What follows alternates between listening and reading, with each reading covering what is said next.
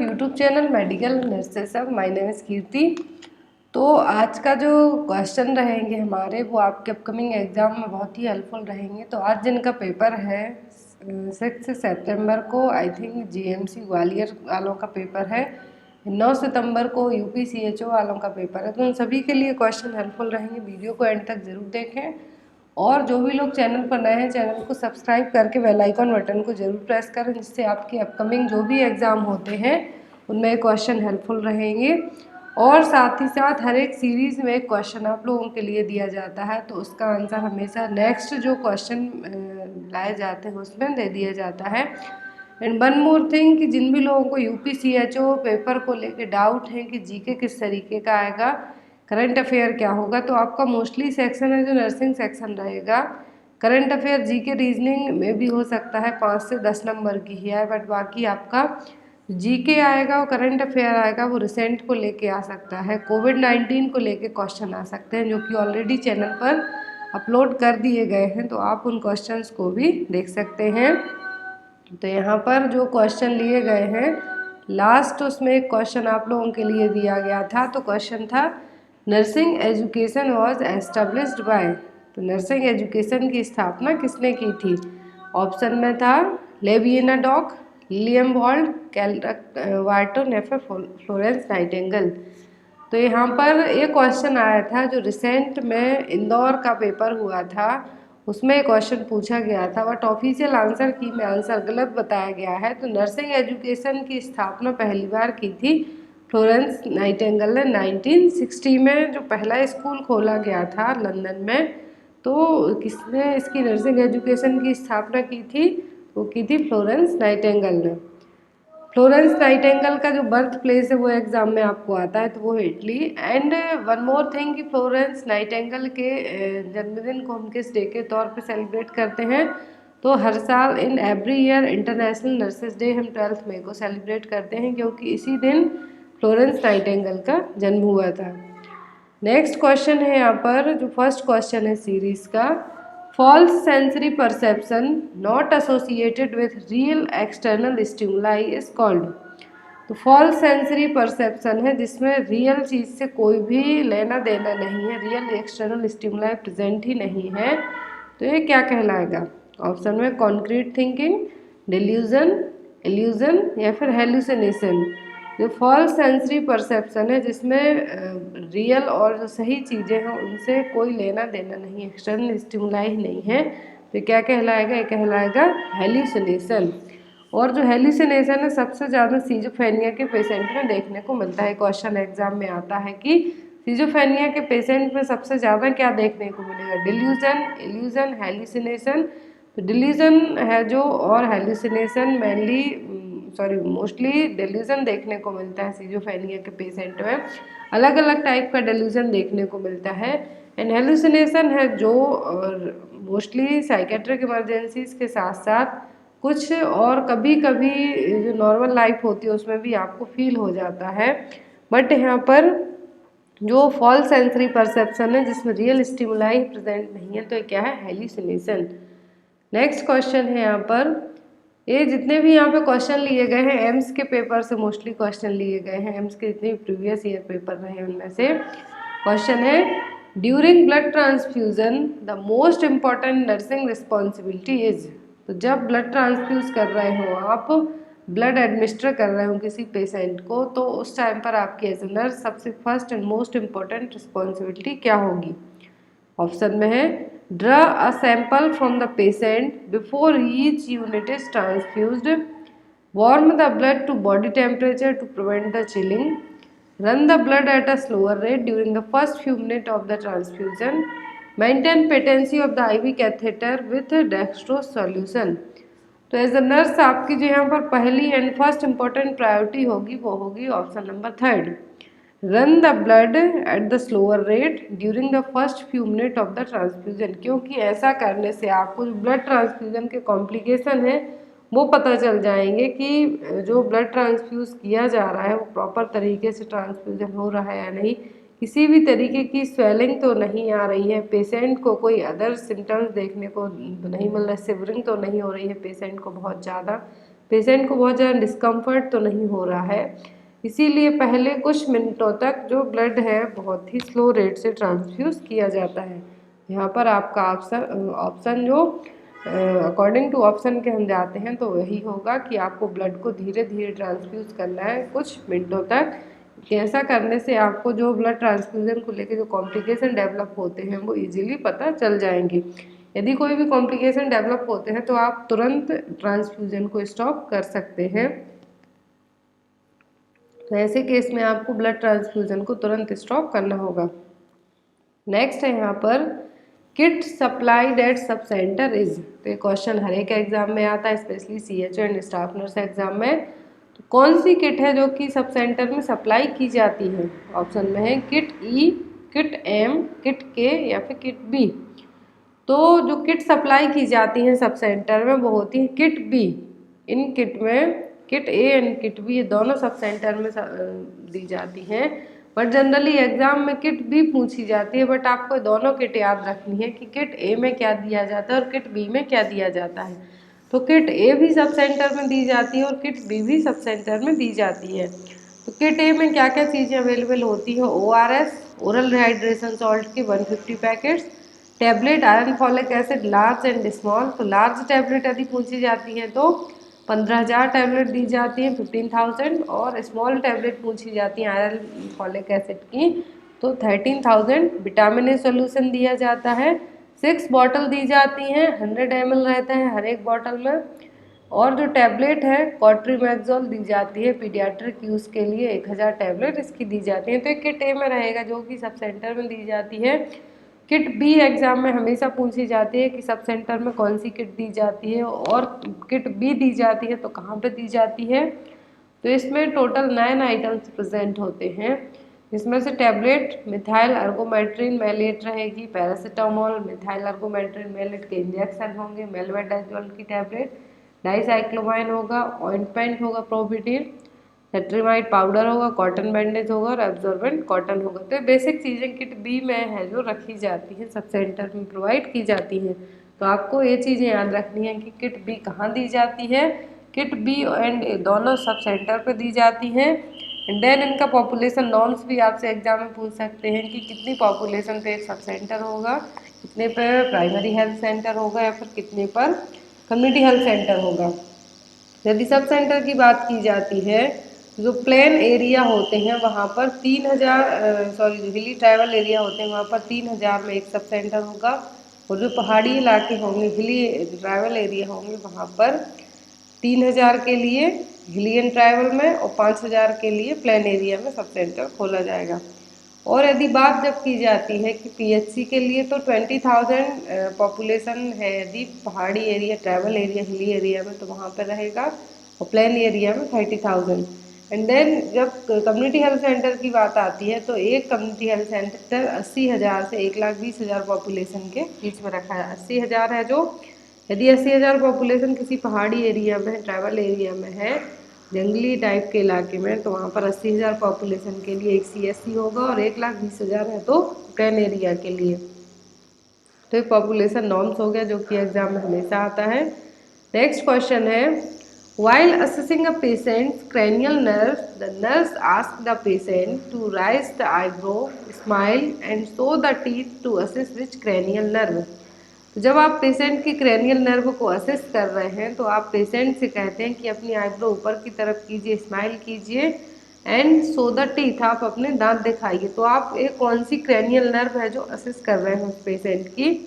Option में vagus nerve, olfactory nerve, facial nerve या फिर ऑप्टिक नर्व।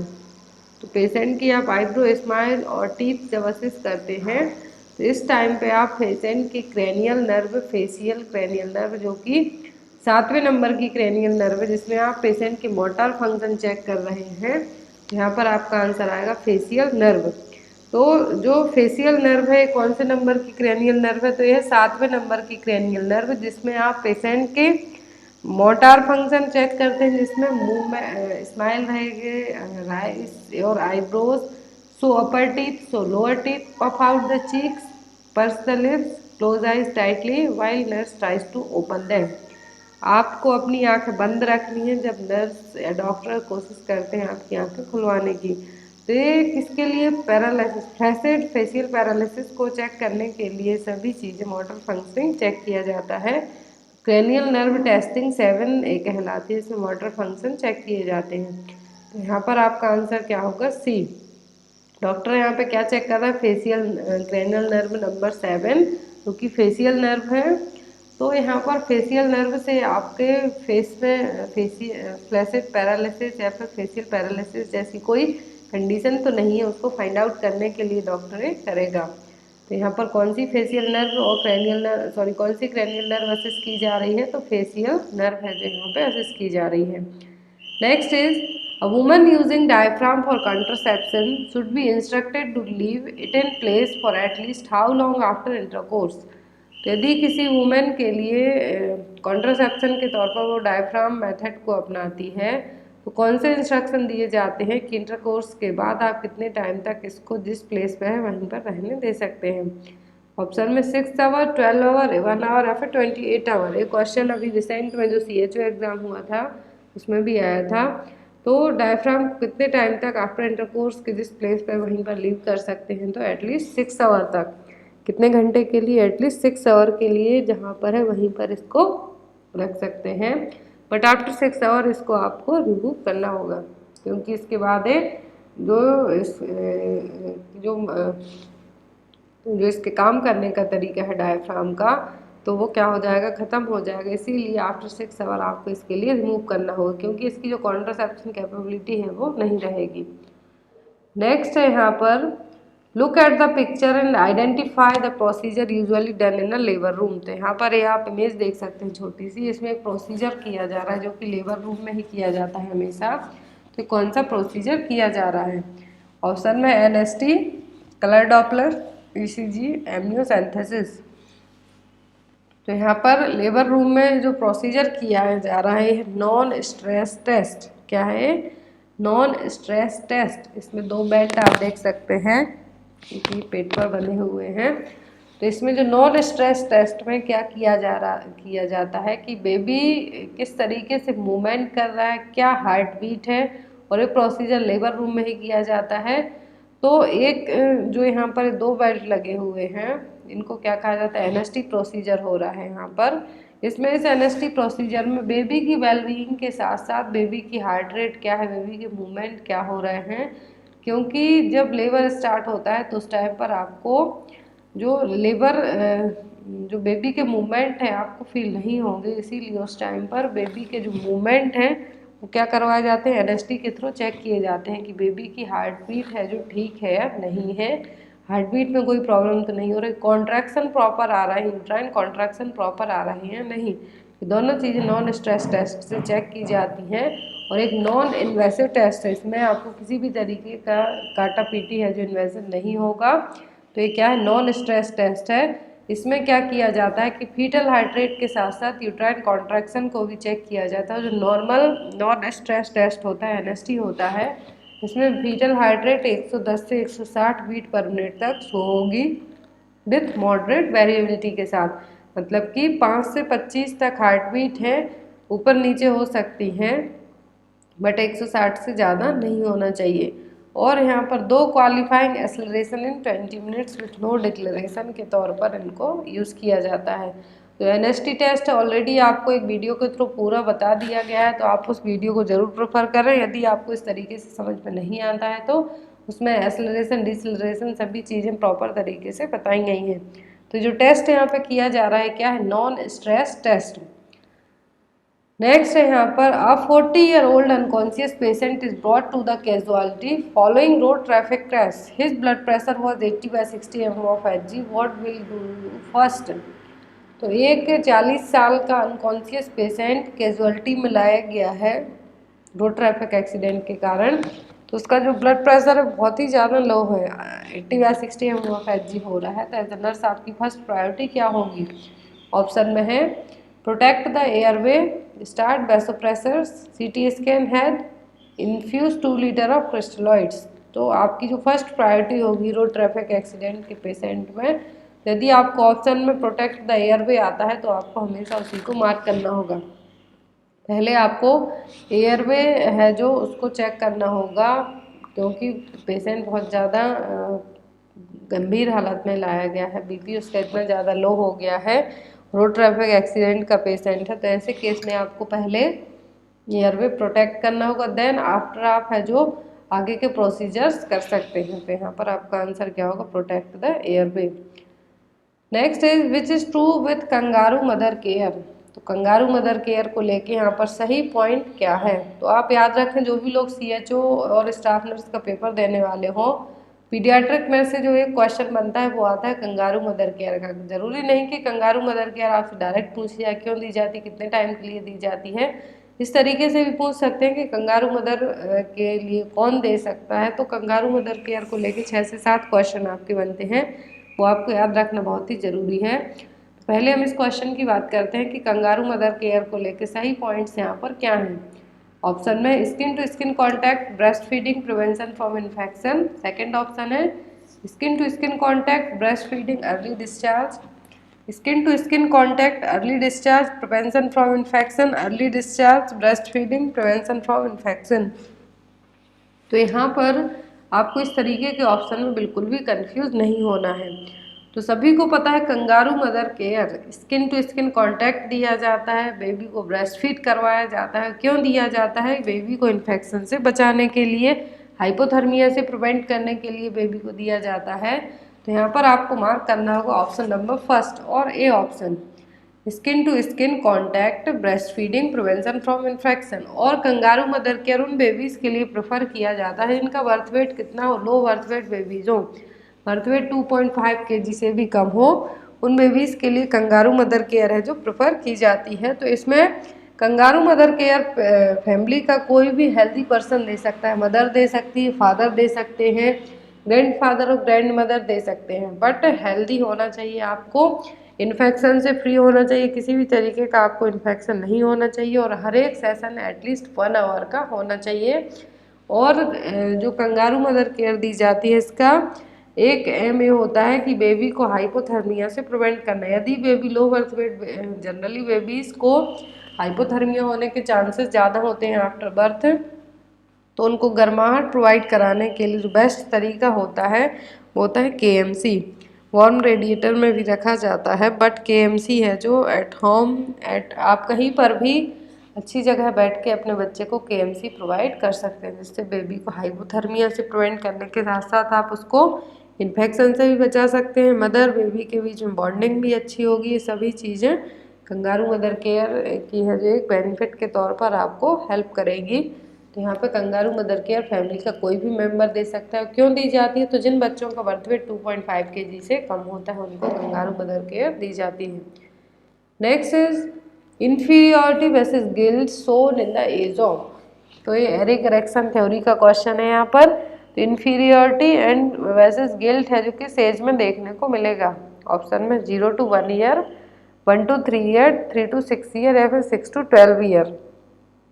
तो जो इंफीरियरिटी वर्सेस गिल्ट की कंडीशन है किस एज में देखने को मिलती है, ये देखने को मिलती है जनरली 3 to 6 ईयर की एज में, जो कि प्री स्कूलर ग्रुप होता है उसमें देखने को मिलेगी इंफीरियरिटी वर्सेस गिल्ट। तो यहाँ पर आपका आंसर क्या होगा, 3 to 6 ईयर।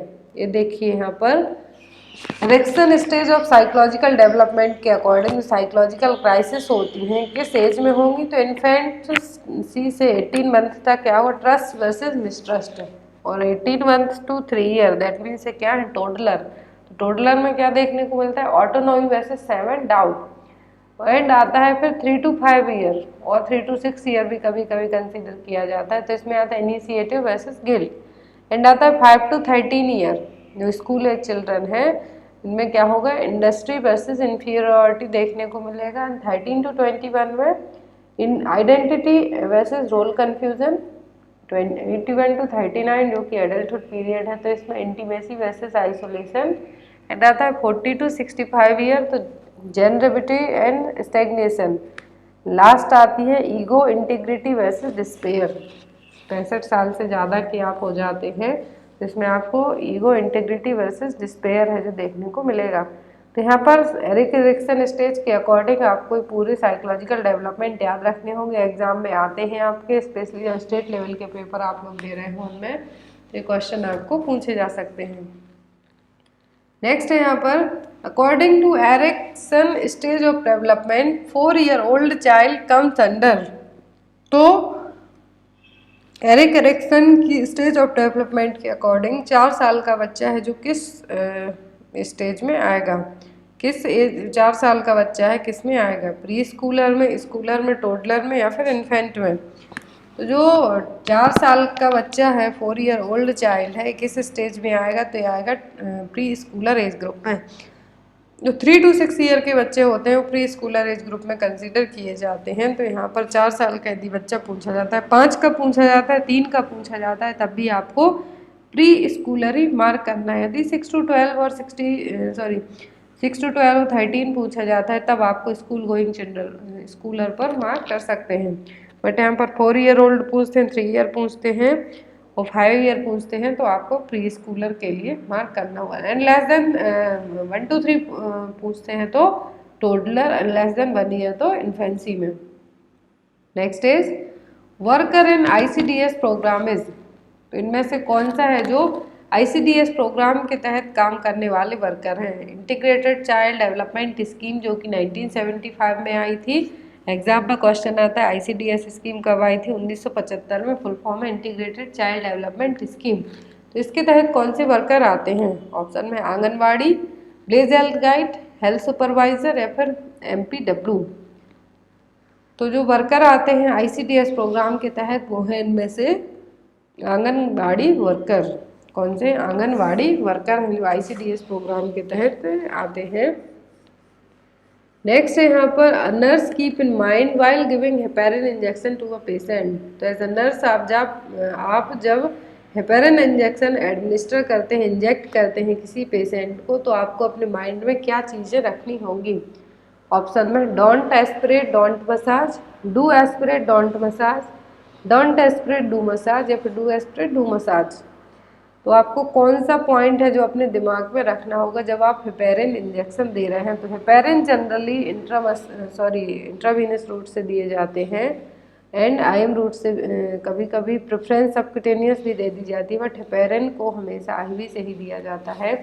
तो यदि आप हेपेरिन दे रहे हैं जो कि एंटीकोआगुलेंट मेडिसिन है, तो आपको माइंड में रखना है कि ना तो इसको एस्पिरेट करना है और ना ही मसाज करना है, क्योंकि ऐसा करने से क्या होगा, यदि आप मसाज करते हैं तो जो अंडरलाइंग टिश्यू है वो डैमेज होने के चांसेस ज़्यादा होंगे और हेमेटोमा भी फॉर्मेट हो सकता है। तो यहाँ पर ऐसे केस में ना तो हेपेरिन जब आप इंजेक्ट कर रहे हैं तो ना तो आपको एस्पिरेट करना है निडल को और ना ही मसाज करना है। तो यहाँ पर आपका आंसर क्या होगा, A।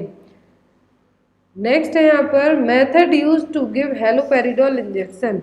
तो यदि आप हेलोपेरिडोल इंजेक्शन देते हैं तो किस मेथड से देंगे। जनरली हेलोपेरिडोल इंजेक्शन फॉर्म में भी आती हैं, मेडिसिन फॉर्म में भी आती हैं, टैबलेट फॉर्म में, एंड हेलोपेरिडोल स्प्रे के फॉर्म में भी कभी कभी आती हैं। बट हेलोपेरिडोल इंजेक्शन को किस रूट से आप देंगे, कौन सी मेथड अपनाएंगे।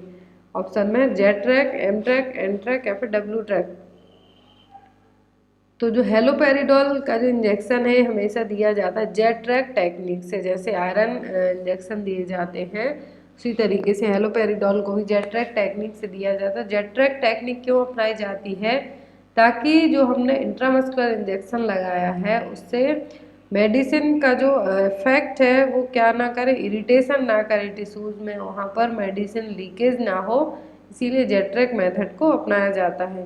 तो हेलोपेरिडोल इंजेक्शन को किस मेथड से दिया जाएगा, जेट ट्रैक। और जेट ट्रैक कब यूज़ की जाती है, जब ऐसी मेडिसिन देनी हो जिनसे इरिटेशन हो टिश्यूज़ में और मेडिसिन लीकेज होने के चांसेस ज़्यादा हो, तो इस केस में जेट ट्रैक मेथड को अपनाया जाता है। और इंट्रामस्कुलर रूट से जो मेडिसिन दी जाती है उसी में जेट ट्रैक मेथड को यूज़ किया जाता है। नेक्स्ट है यहाँ पर a phenomena during therapeutic nurse-client relationship when the client unconsciously attributes or transfers to the nurse feelings and behavioral predisposition formed towards a person from his or her past age। तो therapeutic nurse patient relationship में एक patient है जो unconscious mind से अपनी जो feeling है वो अपनी जो पास्ट फीलिंग से रिलेट करता हुआ बताता है। यदि नर्स अपनी कोई चीज़ बताती है, नर्स का जो बिहेवियर है वो उसको अपनी कुछ पास्ट चीज़ों से उन चीज़ों को ट्रांसफ़र करने की कोशिश करता है कि उसके साथ भी पास्ट में ऐसा हुआ। तो ये किस तरीके का है जो नर्स पेशेंट रिलेशनशिप में होने वाली फिनोमिना होगा। ऑप्शन में resistance, boundary violation, transference, counter transference. तो यहाँ पर पेशेंट क्या कर रहा है कि अपनी उसकी जो फीलिंग है वो नर्स के जो नर्स का बिहेवियर है उन सभी चीज़ों से रिलेट करता हुआ कहता है कि पास्ट में भी उसके साथ ऐसा हुआ जैसा उस नर्स के साथ हुआ। तो ये क्या होगा, ट्रांसफेरेंस। वो अपना जो पास्ट है उसके साथ पहले हुआ है वो उन चीज़ों को रिलेट करता है अपनी रिसेंट किसी दूसरे की चीज़ से। तो क्या हो गया, transference. Next is a nurse in the labor room performing vaginal assessment on a pregnant client in labor and notes the presence of umbilical cord protruding from uterus. What would be the initial nursing action? तो आप क्या कर रहे हैं, labour room में vaginal assessment कर रहे हैं किसी प्रेग्नेंट वूमेन का और आप नोट करते हैं कि अम्बिलाइकल कॉर्ड क्या हो रही, प्रोट्रूड हो रही है, कहाँ से, यूट्रस से। तो अम्बिलाइकल कॉर्ड प्रोलैप्स होने वाली है तो उसके लिए आप एज अ नर्स क्या इनिशियल एक्शन लेंगे। ऑप्शन में gently push the cord into the vagina, place the client in Trendelenburg position, perform vaginal exam to note the presentation, notify the staff that the client will be transported immediately to the delivery room। तो ऐसे case में जब अम्बिलाइकल cord prolapse होने वाली हो तो अम्बिलाइकल cord prolapse बचाने के लिए आपकी जो फर्स्ट प्रायोरिटी होगी कि आप पेशेंट को ट्रेंड लाइन वर्क पोजीशन में रख दें, जिससे जो एब्डोमिनल प्रेशर पड़ रहा होगा वो कम हो जाएगा और अम्बिलाइकल कॉर्ड को प्रोट्रूड्यूस और प्रोलैप्स होने से रोक सकते हैं। तो ट्रेंड लाइन वर्क पोजीशन क्यों दी जाएगी, क्योंकि जो प्रेशर पड़ रहा है कॉर्ड पर तो उस प्रेशर को कम किया जा सके। तो अम्बिलाइकल कॉर्ड प्रोट्रूड्यूस होने के लिए आपको जो एज अ नर्स अपना फर्स्ट इनिशियल एक्शन लेंगे कि पेशेंट को ट्रेंड लाइन वर्क पोजीशन में रख देंगे। Next is the term used to describe the discharge from the uterus during the puerperium and has an alkaline reaction is. तो after delivery के बाद एक डिस्चार्ज होता है यूट्रस से, परपीरियम पीरियड कहा जाता है जिसको। तो उस परपीरियम पीरियड में डिस्चार्ज होता है उसको क्या कहते हैं और जिसका रिएक्शन कैसा होता है, एल्कलाइन नेचर का रहेगा। तो ऑप्शन में vaginal discharge, puerperal discharge, amniotic secretion and last option है लोचिया। तो यहाँ पर जो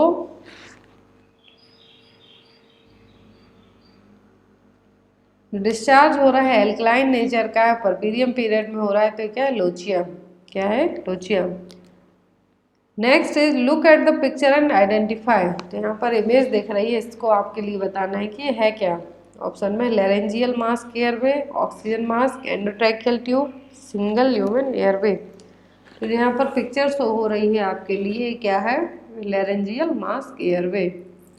इमेज बेस्ड क्वेश्चन जनरली जो स्टेट लेवल के एग्ज़ाम होते हैं उनमें नहीं आते हैं, बट अभी रिसेंट में जो एमपी में पेपर हुआ था एनएचएम स्टाफ नर्स का, उसमें 3 से 4 क्वेश्चन पर सेट आए थे इमेज बेस्ड क्वेश्चन, इसीलिए यहाँ पे इस तरीके के 2-4 क्वेश्चन आपको रखे गए हैं।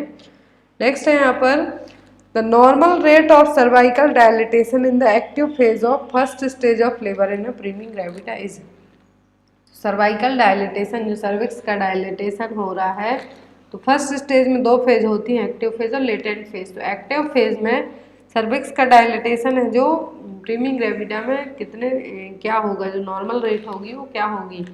ऑप्शन में 0.5 centimetre per hour, 2 centimetre per hour, 1 centimetre per hour या 1.5 सेंटीमीटर पर आवर।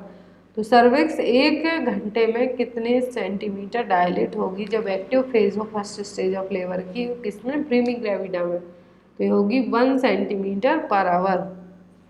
प्रीमिंग ग्रेविटा में 1 सेंटीमीटर पर आवर के हिसाब से क्या होगा, डायलिटेशन होगा यहाँ पर। और जो मल्टी ग्रेविटा होंगे उनमें 1.5 सेंटीमीटर के हिसाब से सर्विक्स डायलेट होगी। तो जो फर्स्ट स्टेज ऑफ लेबर है इसमें 2 स्टेज होती हैं, active and latent phase. Latent phase में क्या होगा कि 3 सेंटीमीटर डायलिटेशन होगा सर्विक्स का, और जो कि 8 घंटे होगी प्रीमी में और मल्टी में 4 आवर। और जो एक्टिव फेज होगी 3 सेंटीमीटर फुल डायलिटेशन होगा सर्विक्स का, 3 सेंटीमीटर से लेके 10 सेंटीमीटर जो फुली डायलेट होती है सर्विक्स वो डायलिटेशन होगा। एंड इसमें जो रेट ऑफ डायलिटेशन होगा तो 1 सेंटीमीटर पर आवर के हिसाब से प्रीमी में और 1.5 सेंटीमीटर पर आवर के हिसाब से मल्टी ग्रेविडा में डायलिटेशन होगा, किसमें, फर्स्ट स्टेज ऑफ लेबर में। नेक्स्ट है यहाँ पर which of the following is not a mood stabilising agent. तो इनमें से कौन सी है जो मूड स्टेबलाइजिंग एजेंट नहीं है? ऑप्शन में फ्लॉक्सिटिन, लिथियम कार्बोनेट, वाल्प्रोइक एसिड या फिर क्लोजेपाम। तो यहाँ पर सभी मैनिया को ट्रीट किए जाने वाले मेडिसिन हैं। मैनिया को ट्रीट की जाने वाली मेडिसिन क्या कहलाती है? Mood stabilising agent. तो यहाँ पर मूड स्टेबलाइजिंग एजेंट सभी हैं, एक जो नहीं है वो क्या है? फ्लॉक्सिटिन। एक क्या है? Anti depressant. SSRI selective serotonin reuptake inhibitor category की मेडिसिन है जो कि डिप्रेशन को ट्रीट करने के लिए यूज़ की जाती है। बाकी लिथियम कार्बोनेट, वाल्प्रोइक एसिड एंड क्लोजेपाम ये फर्स्ट लाइन ड्रग है किसके लिए? मैनिया के पेशेंट को ट्रीट करने के लिए। तो यहाँ पर आपका आंसर क्या होगा? फ्लॉक्सिटिन। Next is a client with schizophrenia has been started on medication therapy with clozapine. Nurse would assess the results of which laboratory study to monitor for adverse effect of this medication. तो एक कोई patient सीजोफेनिया का जिसको medication start की गई है तो उसकी मेडिकेशन क्या है? क्लोजापाइन यदि रखी गई है तो आप कौन सी लेबोरेटरी वैल्यू चेक करेंगे कि इस मेडिसिन का जो एडवर्स इफेक्ट है वो हो सकता है? क्लोजापाइन का एडवर्स इफेक्ट क्या होगा? ऑप्शन में liver function studies, blood glucose level, white blood cell count या फिर प्लेटलेट काउंट। तो जो क्लोजापाइन है इसमें आपको लेबोरेटरी वैल्यू का पता करना होगा जिस पर ये सबसे ज़्यादा इफेक्ट करेगी। इसका जो एक एडवर्स इफेक्ट होगा वो होगा वाइट ब्लड सेल काउंट को कम करना। क्लोजापाइन क्या करेगी? सिजोफ्रेनिया को ट्रीट करने के लिए बहुत ही अच्छी मेडिसिन है, बट इसका जो इफेक्ट होता है, एडवर्स इफेक्ट होता है, WBC पर होता है। और ये WBC की काउंटिंग को क्या करती है? कम कर देती है।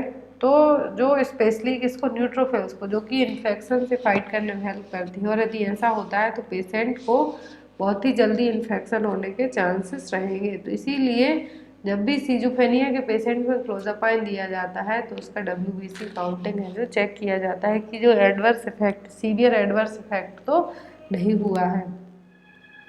Next is what should be added to normal saline which is connected to arterial line measuring invasive blood pressure। तो नॉर्मल कौन सा सलाइन है जो ऐड करेंगे हम आर्टेरियल लाइन में? ऑप्शन में पोटेशियम, प्रोटामाइन, हेपेरिन या फिर कैल्शियम।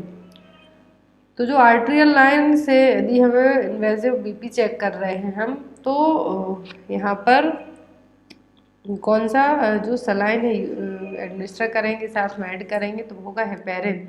एक क्या है? एंटी कोआगुलेंट है, ताकि जब आप इस तरीके से इन्वेसिव BP चेक कर रहे हो आर्टेरियल लाइन से वो भी, तो इस टाइम पर क्या होगा? क्लॉट फॉर्मेशन होने के चांसेस ज़्यादा होंगे। इसीलिए एंटी कोआगुलेंट एजेंट है जो रखा जाएगा जो कि क्या है? हेपेरिन। यहाँ पर आपका आंसर क्या होगा? Heparin. Next is each community development block should have. तो हर एक कम्युनिटी डेवलपमेंट ब्लॉक में क्या होना चाहिए? 1 community health centre, 4 community health centre, 3 community health centre, 4 community health centre. तो जो हर एक कम्युनिटी डेवलपमेंट ब्लॉक में क्या होना चाहिए? 1 कम्युनिटी हेल्थ सेंटर अवेलेबल होना चाहिए, 1 CHC अवेलेबल होना चाहिए। Next is during a dressing change, inspection of wound reveals that appears to be reddish pink tissue in the wound. The nurse interprets that this is। तो आप जब dressing कर रहे हो किसी पेशेंट के लिए तो वहाँ पे इंस्पेक्ट करते हैं, देखेंगे कि जो वुंड है वहाँ के टिश्यू कैसे हो रहे हैं? रेडिश पिंक हो रहे हैं। तो एज अ नर्स आपको पता होना चाहिए कि है क्या। ऑप्शन में है एक्सीडेट, ग्रेन्युलेशन टिश्यू, स्कार फॉर्मेशन या फिर साइन ऑफ इन्फेक्शन। तो यदि टिश्यू रेडिश पिंक दिख रहे हैं दैट मीन्स क्या हो रहा है? ग्रेन्युलेशन टिश्यू है एंड पेशेंट की जो हीलिंग है, वुंड हीलिंग है वो सही तरीके से हो रही है।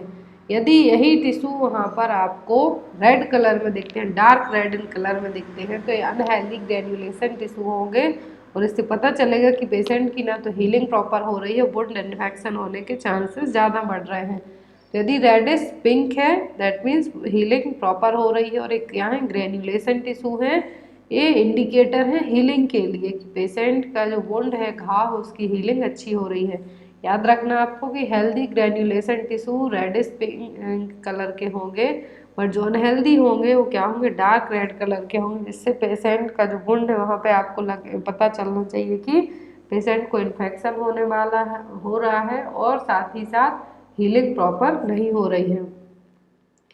नेक्स्ट है यहाँ पर all the following for women with breech presentation at term seeking vaginal breech delivery is true except. तो यहाँ पर ब्रीच प्रेजेंटेशन में जो कि टर्म बीच प्रेजेंटेशन है, तो यहाँ पर वेजाइनल ब्रीच डिलीवरी करवा सकते हैं, बट किसी एक में छोड़ के। ऑप्शन में है diagnosing breech presentation for the first time in labour is a contraindication to vaginal breech delivery. ये बिल्कुल सही है कि ब्रीच प्रेजेंटेशन हो तो कॉन्ट्राइंडिकेट रहती है वेजाइनल ब्रीच डिलीवरी।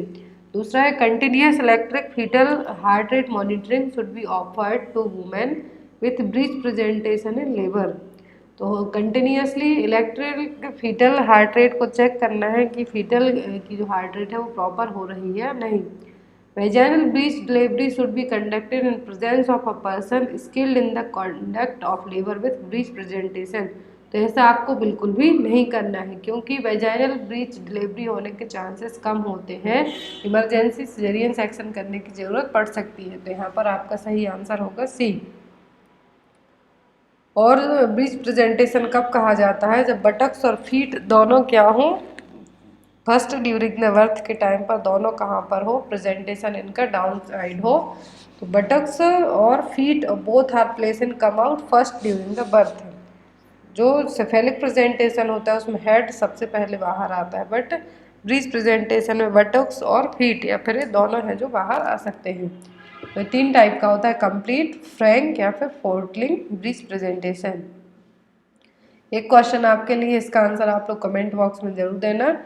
क्वेश्चन है which of the following consider the 5th vital sign in emergency department. तो इमरजेंसी सिचुएशन में कौन से वाइटल साइन को 5वें नंबर का वाइटल साइन माना गया है। ऑप्शन में motor response, response to pain, verbal response या फिर पैपिलरी रिएक्शन टू लाइट। तो यहाँ पर इसका आंसर आपको कमेंट बॉक्स में जरूर बताना है। So guys, thank you for watching us, bye bye.